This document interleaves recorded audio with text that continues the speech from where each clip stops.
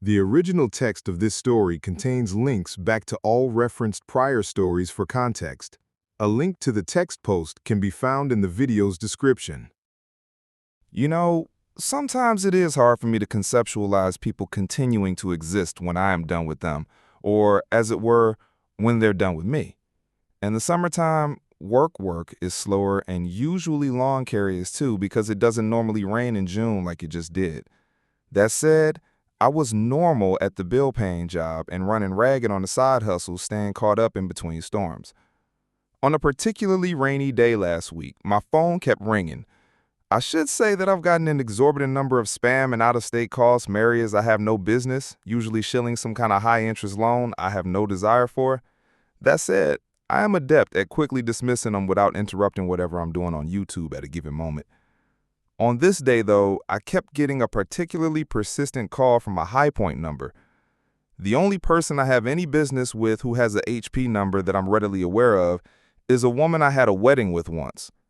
Unknown number, send it to VM. They call back, send them again.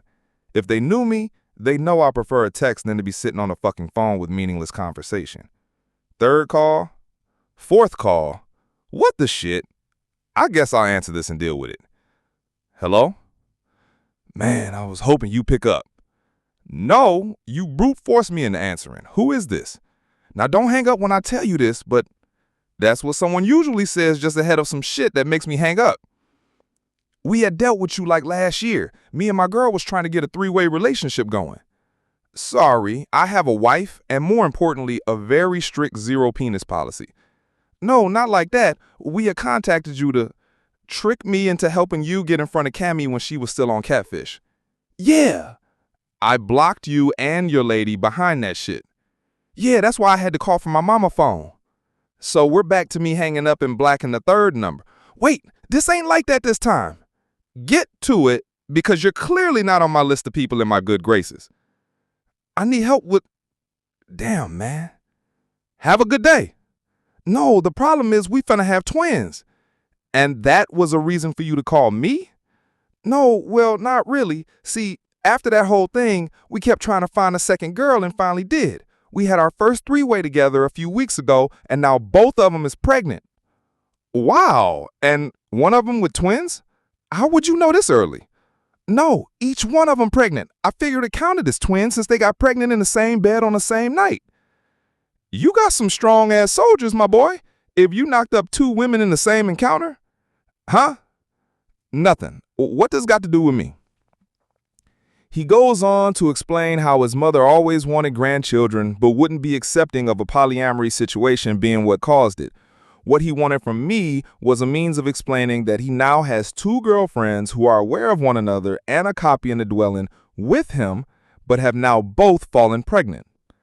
This shit is wild, and it feels like I got my work cut out for me. What I really should have done was hung up the damn phone and added another number to my block list.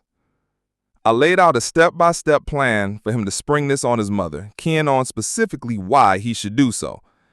Basically, he would set up a dinner at their place, inviting not only his mother, but any of the special family members that he knows she would soon blab to about the incoming blessing, if one would objectively call this chaotic situation that. He'd do the matching outfits thing, him and both women, and I'm still tripping on how this dude called it twins. It ain't like hood twins where he has two women who don't know each other yet and pregnant at the same time, or Irish twins where one couple has more than one baby inside of a calendar year. Never mind. We listen and we don't judge. Not my circus. Anyways, he corrals his mother and trusted family members into a dinner to spring the news of the incoming bundles of joy. He explains that they are a throuple and have been blessed with the miracle of babyhood at the same time, so they get to celebrate the beauty of two family additions instead of one. The element of surprise and being on the spot of a bunch of witnesses would preclude a major crash out, at least in the moment. I am guessing I should have employed should instead of would in that last sentence there. Because my phone is ringing again from another unidentified High Point number. Hello? Man, I think we made shit worse. We? This is not my cross to bear. My mama got mad as fuck and started yelling at me over how I had two women pregnant. She didn't even care that I'm in one relationship with both the girls.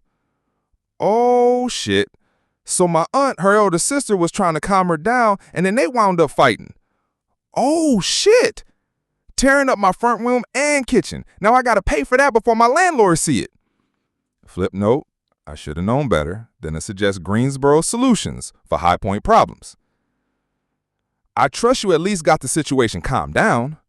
We broke up to fight, but my mama left and ain't talking to me right now. This is insane.